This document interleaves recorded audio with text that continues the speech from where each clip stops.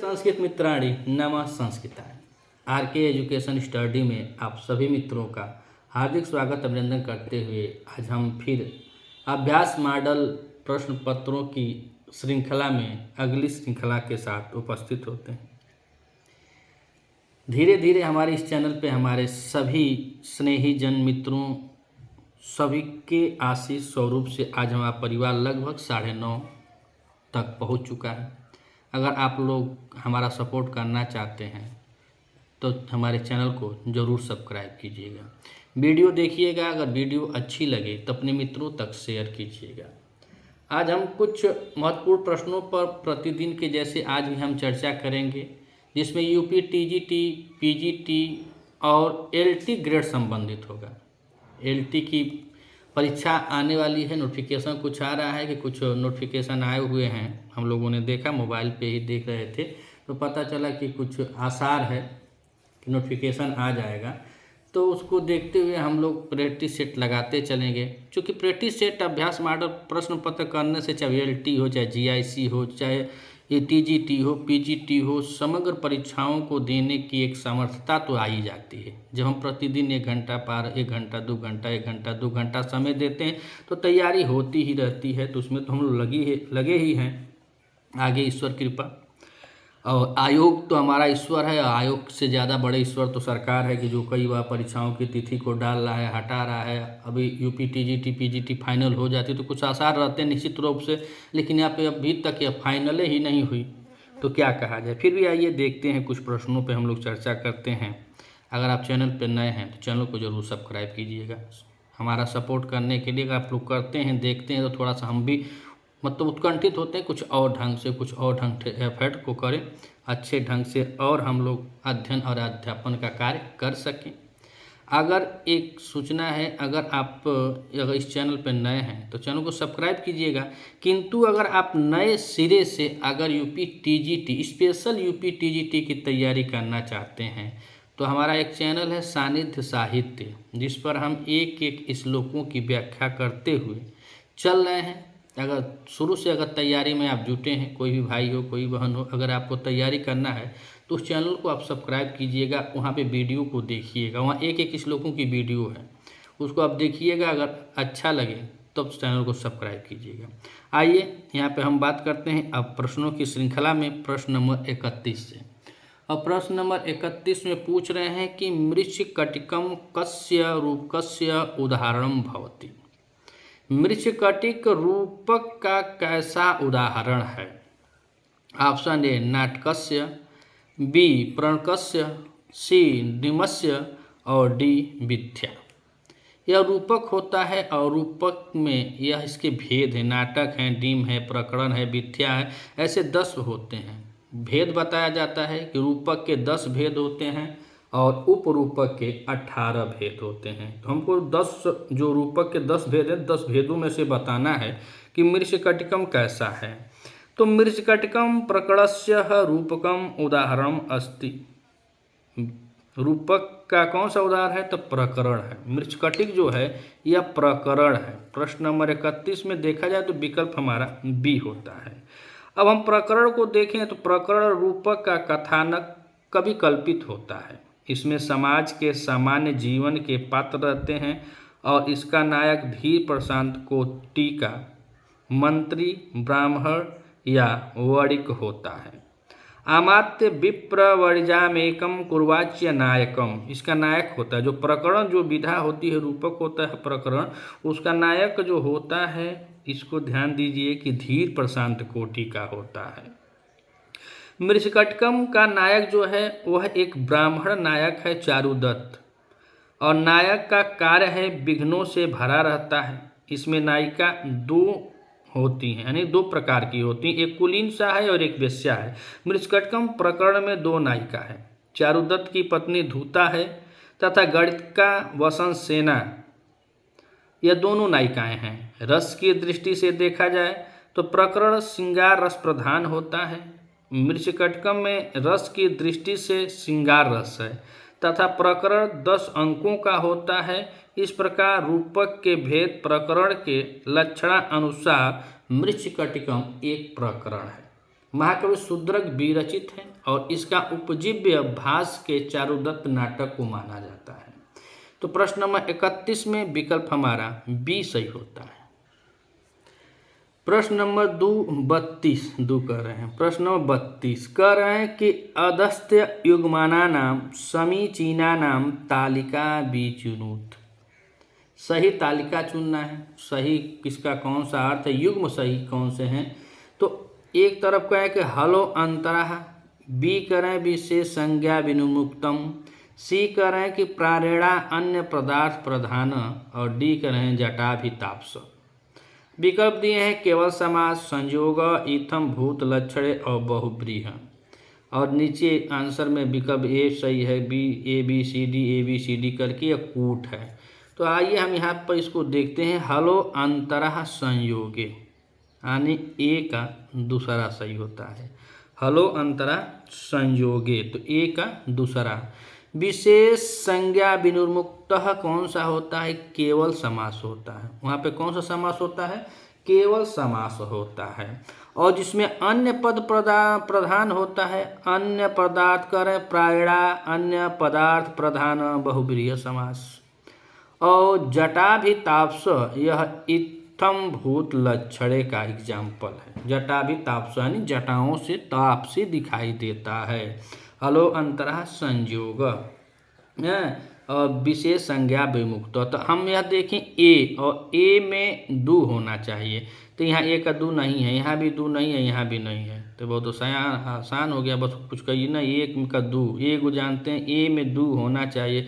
Hello अंतरा संयोग एक में दू है, विशेष संज्ञा में ए में एक है, अर्थात यहाँ पे विकल्प हमारा सी सही हो जाता है। एकदम साफ साफ दिया, अगर आप इसमें से एक को जानेंगे तो आपका यह प्रश्न सही हो जाएगा। प्रश्न नंबर 32 में विकल्प हमारा सी सही होता है। यह संस्कृत है। आशीष स्वरूप कुछ ऐसे प्रश्नों की ईश्वर की कृपा होती है कि अगर हम संस्कृत का पेपर दे रहे हैं तो कुछ जरूर 2-4-10 प्रश्न होते हैं जो उसमें आगे पीछे उसी में रहते हैं, बस देखने के लिए क्षमता चाहिए। यहाँ पर देखिए बस एक ऑप्शन बस दे दिया था कि हलो अंतरा संयोग, संयोग का ए का दूसरा जिसमें सही होगा। ए में दूसरा कौन ऑप्शन नहीं दिया है, कहीं नहीं दिया है, तो इसलिए विकल्प हमारा सी सही होता है। प्रश्न नंबर 32 में विकल्प हमारा सी सही है।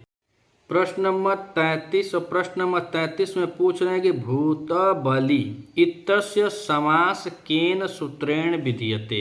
भूत बलि में कौन से समासिक सूत्र का विधान किया गया है। ऑप्शन ए कर्तिकरणे कृत्या बहुलम, बी चतुर्थी तद अर्थः बलि हित सुखरी, सी करें पंचमी भयन, और डी करें सप्तमी सोंडे। सप्तमी सोंडे और पंचमी भयन ये दोनों नहीं होता है।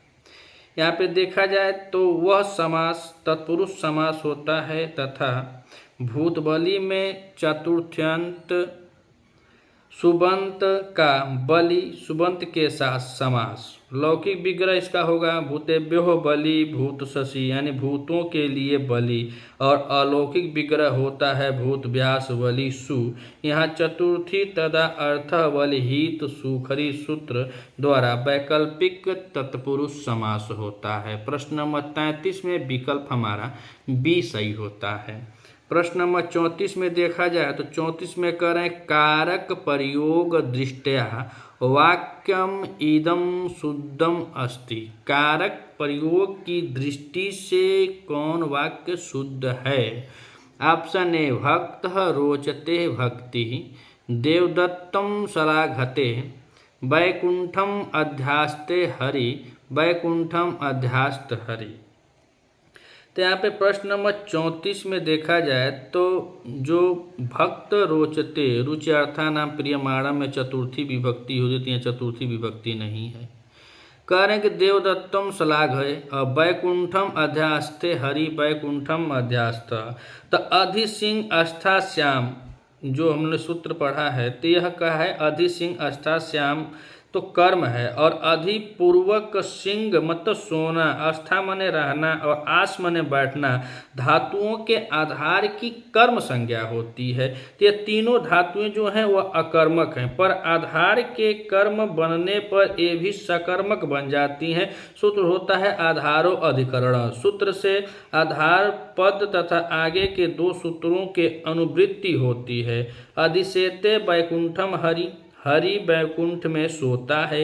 इस वाक्य में वैकुंठम क्रिया आधार है और अधि सप्तमी के आधार पर आधार का घोतक है, अतः वैकुंठ की प्राकृतिक सूत्र से कर्म संज्ञा होती है, तब पूर्वोक्त कर्मणा द्वितीया से द्वितीया विभक्ति लगती है। प्रश्न नंबर 34 में देखा जाए तो विकल्प हमारा सी सही होता है, वैकुंठम अध्यास्ते हरि। प्रश्न नंबर 34 विकल्प हमारा सी सही है। अब हम देखें प्रश्न नंबर 35। तो प्रश्न नंबर 35 में कह रहे हैं कि असद वा इदमग्रह आसीत अयम विचार कुत्र निर्दिष्ट।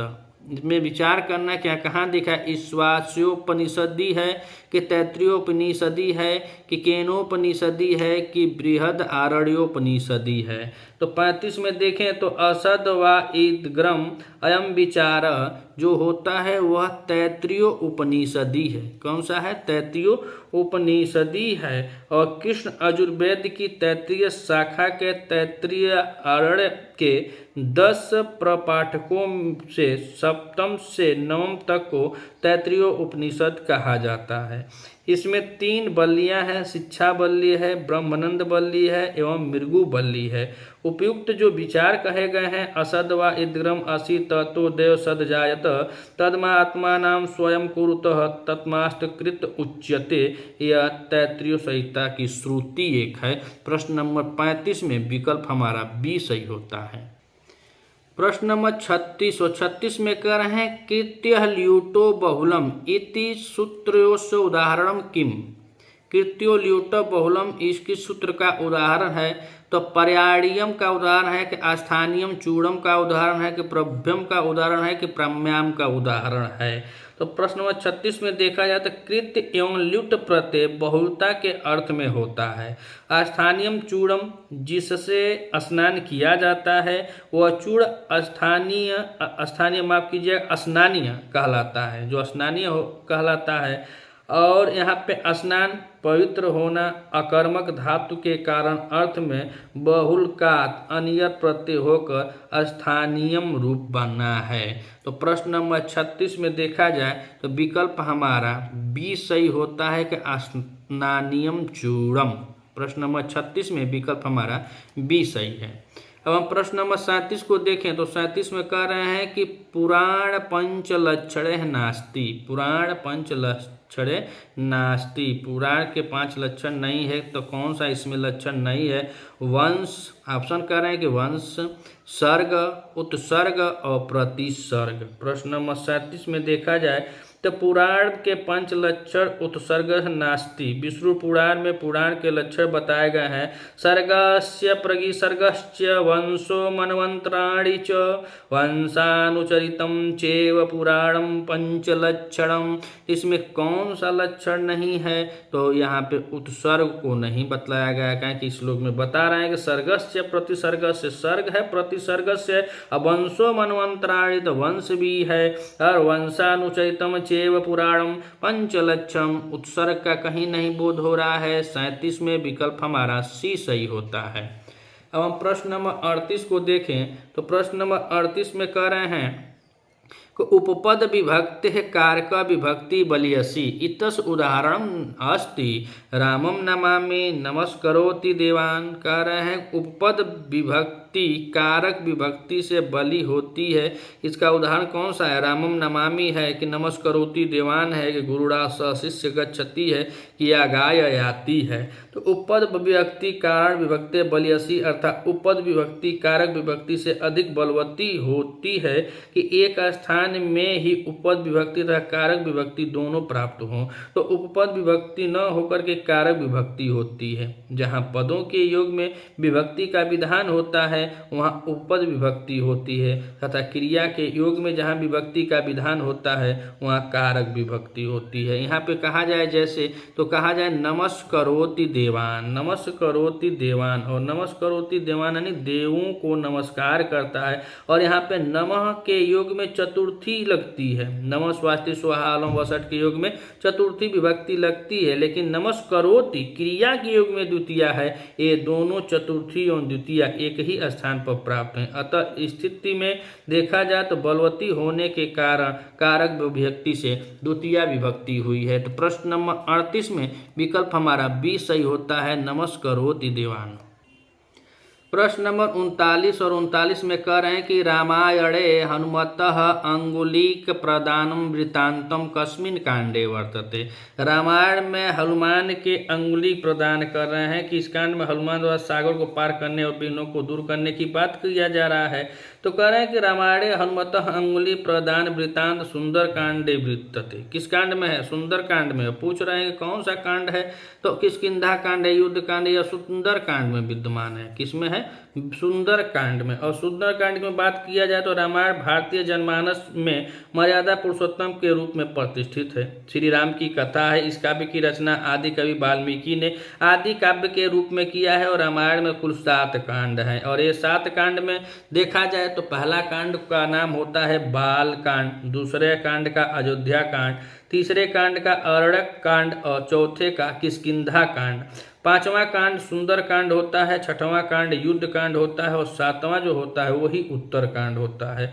सुंदर कांड के 68 सर्गों में निबद्ध है और इस कांड में हनुमान द्वारा सागर पार करके अनेक विघ्नों को दूर करते हुए लंका में प्रवेश करना, रावण के अंतःपुर में सीता का प्रत्येक स्थल पर खोज, अशोक वन और अन्वेषण, सीता दर्शन, राम के द्वारा दी गई अंगूठी देना और सीता को आश्वस्त करना, हनुमान की पूंछ में आग लगाना इत्यादि घटनाएं वर्णित है। प्रश्न नंबर 39 में विकल्प हमारा ये सही होता है। अब हम प्रश्न नंबर 40 में देखें तो 40 में कह रहे हैं कि अधिगोपम इत्यत्र अव्यय भाव समास कस्मिन् अर्थे भवति। अधिगोपम में अव्ययी भाव समास किस अर्थ में है? ऑप्शन ए कह रहे हैं कि समीपार्थे में है, बी कह रहे हैं अत्यार्थे में है, सी कह रहे हैं विभक्ते में है और डी कह रहे हैं साकल्यार्थे में है। तो यहाँ पे देखा जाए तो अधिगोपम और अधिगोपम में यह विभक्ते अर्थे होता है। कौन सा? विभक्ते अर्थे। विभक्ति के अर्थ में यहाँ पे अव्ययी भाव समास हुआ। प्रश्न नंबर 40 में विकल्प हमारा सी सही होता है। और अधिगोपम का अगर लौकिक विग्रह देखा जाए तो गोपी इत्यधिगोपम यानी ग्वाले में या ग्वाले के विषय में। अलौकिक विग्रह होता है अधिधन गोप के साथ डिंग प्रत्यय, यहाँ सप्तमी एक वचन में इसका रूप बनेगा गोपी तथा गोप शब्द का अधि अव्यय का साथ अव्ययी भाव समास करते हैं।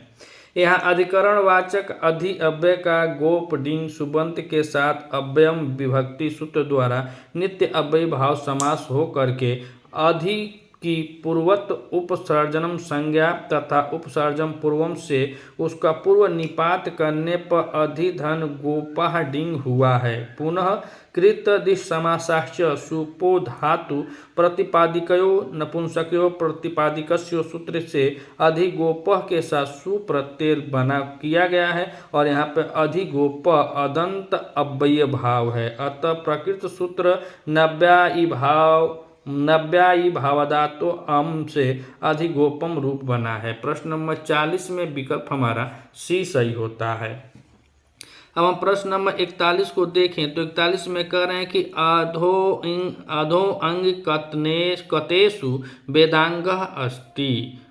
ऑप्शन ए ईशोपनिषद, बी करें एतैराण्यकम, डी करें मानो शुल्ब सूत्रम और डी करें हैं शतपथ ब्राह्मम।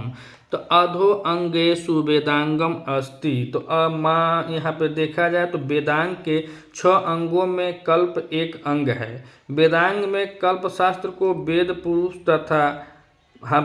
पुरुष का हाथ स्वीकार किया गया है। हस्तो कल्प अथ कथपत्यते, आता है ना कि इसमें श्लोक है कि हस्तो कल्पो अथ पहयते। कल्प का अर्थ होता है विधि, नियम, न्याय, कर्म और आदेश। कल्प सूत्रों को 4 भागों में विभक्त किया गया है: स्रोत सूत्र, गृह सूत्र, धर्म सूत्र एवं शुल्ब सूत्र।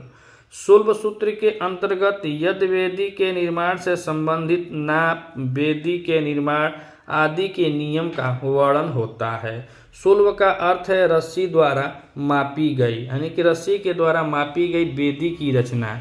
इस प्रकार शुल्ब सूत्र प्रतिपाद विषय माप द्वारा बनाई गई वेदी है।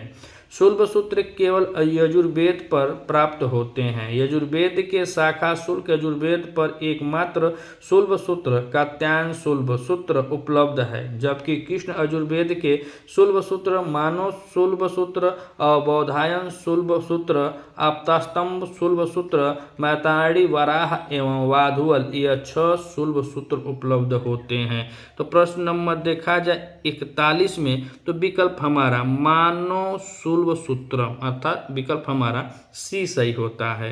अब हम प्रश्न नंबर 42 को देखें तो 42 में कह रहे हैं कि रामायण आश्रित यस्य कथास्ति। रामायण आश्रित कथा कौन सी है? कुंदमाला है कि रत्नावली है कि मालविका अग्निमित्रम है कि पंचरात्रम है? तो यहाँ पर रामायण पर आश्रित जो नाटक है वह कौन सा है? तो कुंदमाला है। कौन सा नाटक है? कुंदमाला है। रामायण आश्रित अस्य कथा अस्ति, तो कुंदमाला है। रत्नावली, मालविका अग्निमित्रम और पंचरात्रम यह नहीं है। इस कथा में जो कुंदमाला है, तो इस कथा में भगवान श्री रामचंद्र जी के उत्तर चरित्र का वर्णन है। कुंदमाला नाटक कथा के प्रेरता धीर नाग थे, जिसे दिंगनाग भी कहा जाता है, अर्थात यह रचना जो है यह दिंगनाग जी की रचना है। प्रश्न नंबर 42 में विकल्प हमारा बी सही ए सही होता है। अब हम प्रश्न नंबर 43 देखें तो 43 में पूछ रहे हैं कि षड वेदांगेषु किम न गण्यते। 6 वेदांगों में किसकी गणना नहीं की जाती है? ऑप्शन ए करें निरुक्तम, बी करें छंदसः, सी करें मीमांसा और डी करें हैं कि कल्प। तो प्रश्न नंबर 43 में देखा था तो षड वेदांग में किसकी गणना नहीं है? तो वेदों के सम्यक अनुशीलन के लिए और उनका वास्तविक अर्थ जानने के लिए जो ग्रंथ उपयोगी एवं सहायक हैं उन्हें वेदांग कहते हैं। वेदांग का अर्थ होता है वेदस्य अंगनानी, अर्थात वेद के अंग। और वेद के 6 प्रकार के अंग होते हैं। जो अंग है वह 6 प्रकार के हैं: शिक्षा, व्याकरण, छंद, निरुक्त, ज्योतिष और कला। शिक्षा, व्याकरण, छंदो, निरुक्त, ज्योतिष यथा कल्पश्चेति षष्टांगानि वैश्यानुमहंसण्य। अतः मीमांसा जो है वह भारतीय दर्शन का भाग है। इसे 2 भागों उत्तर मीमांसा और पूर्व मीमांसा के रूप में बांटा गया है। यह दर्शन शास्त्र है। जो मीमांसा है जो यह दर्शन शास्त्र है, वेद नहीं है, दर्शन का यह अंग है।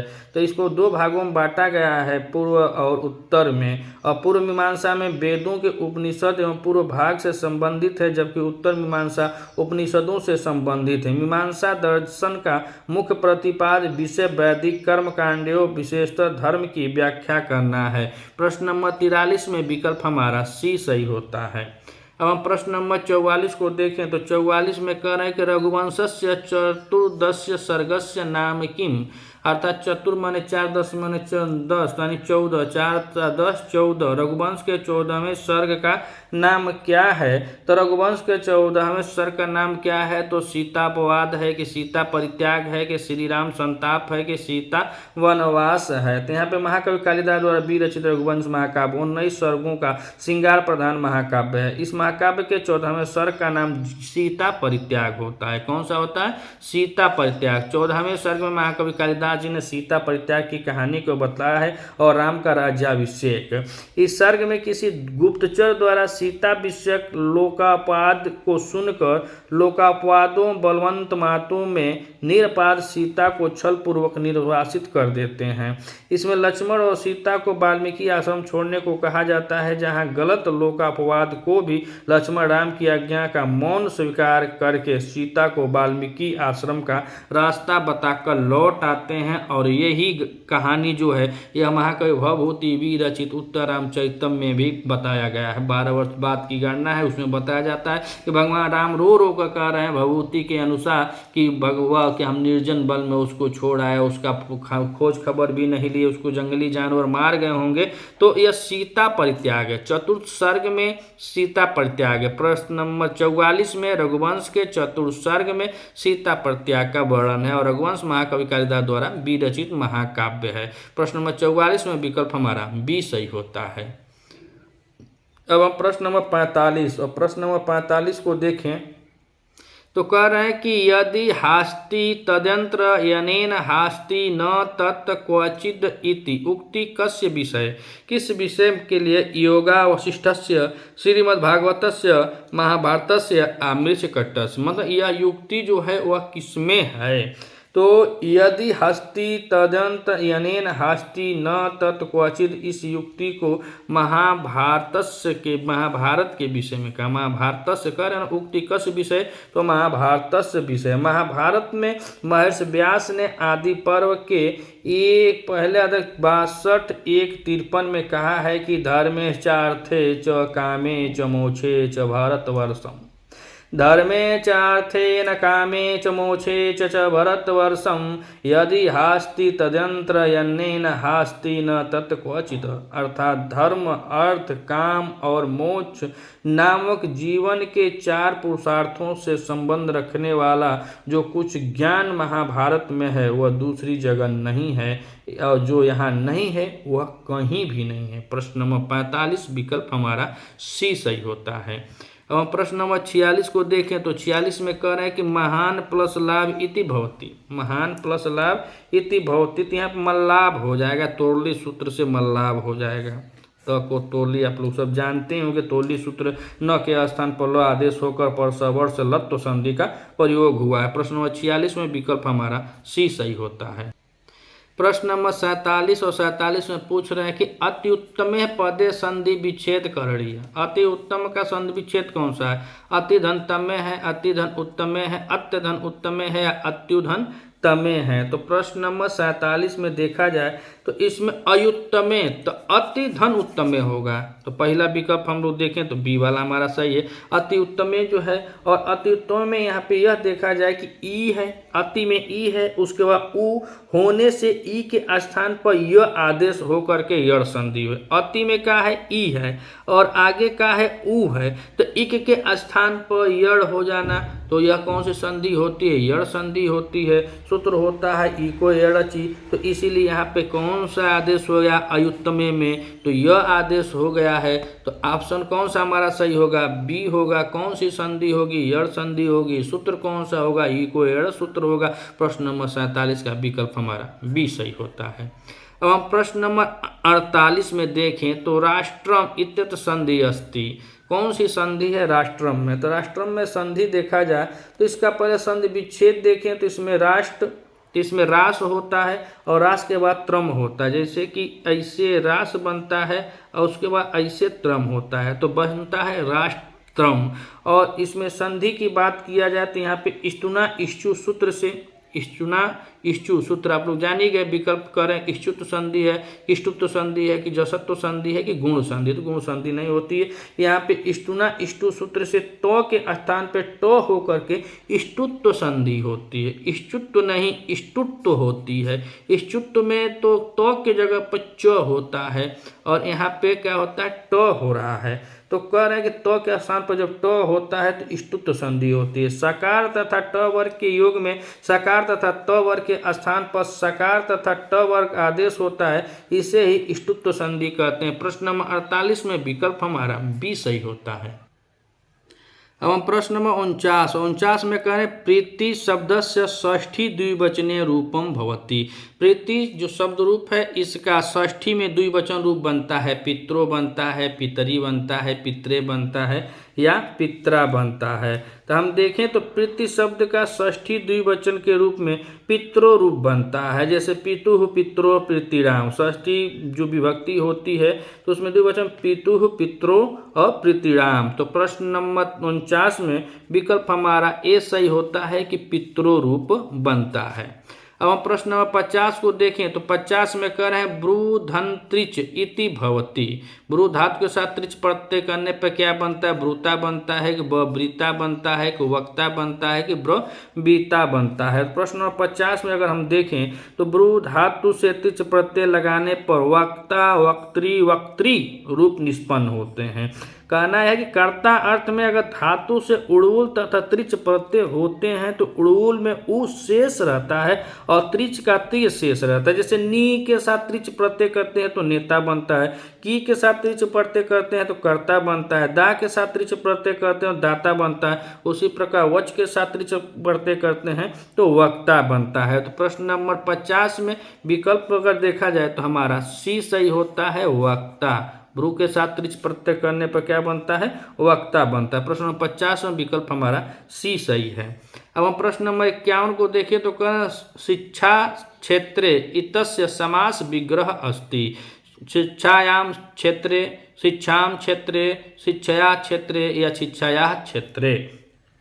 तो इसमें विकल्प जो होगा वह कौन सा सही होगा? तो शिक्षाया क्षेत्रे इति शिक्षा क्षेत्रे, यहाँ पूर्व पद में षष्ठी विभक्ति होने तथा उत्तर पद के अर्थ की प्रधानता होने से षष्ठी तत्पुरुष समास होता है। प्रश्न नंबर 51 का विकल्प हमारा डी सही होता है। प्रश्न नंबर 52 और प्रश्न नंबर 52 में कह रहे हैं कि युष्मत् शब्दस्य सप्तमी द्विवचनम रूपम अस्ति। युष्मत् शब्द का सप्तमी द्विवचन में रूप होता है आवाम, युवाभ्याम, युवयो या युष्मासु। प्रश्न नंबर 52 में देखें तो युष्मत् शब्द का सप्तमी द्विवचन में रूप जो बनता है वह युवयो बनता है। कौन से बनता है? युवयो। 52 का विकल्प हमारा सी सही होता है कि युवयो बनता है। हाँ, सप्तमी विभक्ति अगर देखा है तो त्वयि युवयो युष्मासु ऐसे चलता है। प्रश्न नंबर 52 में विकल्प हमारा सी सही है। अब हम प्रश्न नंबर 53 और 53 में कह रहे हैं ईप दारू। इंपोर्टेंट प्रश्न है, बहुत बार पूछा गया है कि ईप दारू इत्यत्र समास विग्रह अस्ति। उपाय दारू, उपायम दारू, उपायः दारू या कोई नहीं। तो इसमें से देखा जाए तो उपाय दारू चतुर्थ्यांत अर्थाह्य यत दाशिना अर्थोदिभिश्च चतुर्थ अर्थ्यंतम वा समस्यते। इतना बढ़िया इसका सूत्र है। चतुर्थी विभक्ति अंत वाले शब्द का तदर्थ प्रकृति विकृति भाव से अर्थ बलि हित सुख और रक्षित पदों के साथ समास हो जाता है और अर्थ पद के साथ नित्य समास होता है तथा विशेष के अनुसार लिंग निर्धारण होता है। अर्थेन नित्य समासो विशेष लिंगता लिंग च। तो प्रश्न नंबर 53 में इसका जो समास विग्रह होता है उपाय दारू होता है। प्रश्न नंबर 53 का विकल्प हमारा ए सही होता है। अब हम प्रश्न नंबर 54 को देखें तो 54 में कह रहे हैं कि अभ्याम रूपम अस्ति। अभ्याम रूप है तृतीया द्विवचन का, चतुर्थी द्विवचन का, पंचमी द्विवचन का कि सर्वे यानी सब में बनता है। तो ईदम सब जो पुल्लिंग स्त्रीलिंग और नपुंसक लिंग में तृतीया चतुर्थी पंचमी द्विवचन में अभ्याम रूप बनता है, मतलब सब में बनता है। अभ्याम मतलब सब में बनता है। प्रश्न नंबर 54 का विकल्प हमारा डी सही होगा। सरकारी विकल्प की जो होता है वह सर्वे होता है कि अभ्याम तृतीया के भी द्विवचन में बनता है, चतुर्थी के द्विवचन बनता है और पंचमी के द्विवचन में भी यह शब्द बनता है। लेकिन क्या है कि पुल्लिंग स्त्रीलिंग और नपुंसक लिंग तीनों को मिला करके बनता है, ना कि एक में सब बनता है, तीनों का, इसलिए यहाँ पे सर्वे का है। प्रश्न नंबर 54 में विकल्प हमारा डी सही होता है। प्रश्न नंबर 55 और 55 में कह रहे हैं अति निद्रम इति अस्मिन् समासे अति अव्यम कस्मिन् अर्थे प्रयुक्तम अस्ति। अति निद्रम विभक्तो अर्थे शब्दा प्रादुर्भावार्थे असंप्रति अर्थे या योद पद अर्थे। तो अति निद्रम अस्मिन् पदे समासे असंप्रति अर्थे में अव्यय होता है। प्रश्न नंबर 55 में विकल्प हमारा सी सही होता है। अब हम प्रश्न नंबर 56 को देखें तो कह रहे पच के साथ घय प्रत्यांत जो युक्त पदम भवति। जो पद होता है कौन सा? पाच होता है कि पक्क होता है कि पाक होता है कि पच होता है। और कह रहे हैं कि घय प्रत्यांत लगा हुआ है, पच धातु के साथ घय प्रत्यांत शब्द को हमको बताना है। तो घय प्रत्यांत शब्द जो होता है वह देखा जाए तो प्रश्न नंबर हम किस में कर रहे हैं? 56 में। तो पच धातु के साथ घय प्रत्यय लगाने पर पाक शब्द का निष्पन्न होता है। अब जैसे चजो कु घिड़यतो सूत्र से च के स्थान पर को आदेश हुआ है तो घय प्रत्यय नित्य होने से अत उपाध्याय सूत्र से आधा वृद्धि आ होकर के पाक शब्द निष्पन्न होता है। प्रश्न नंबर 56 में विकल्प हमारा सी सही होता है।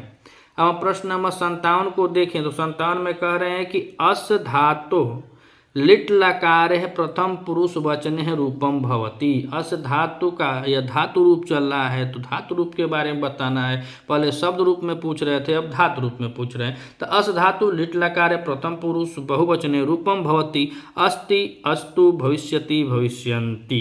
प्रश्न नंबर 57 में तो अस धातु लिट लकार प्रथम पुरुष एक वचन में जो रूप बनता है वह बनता है भविष्यति। प्रश्न नंबर 57 में विकल्प हमारा सी सही होता है।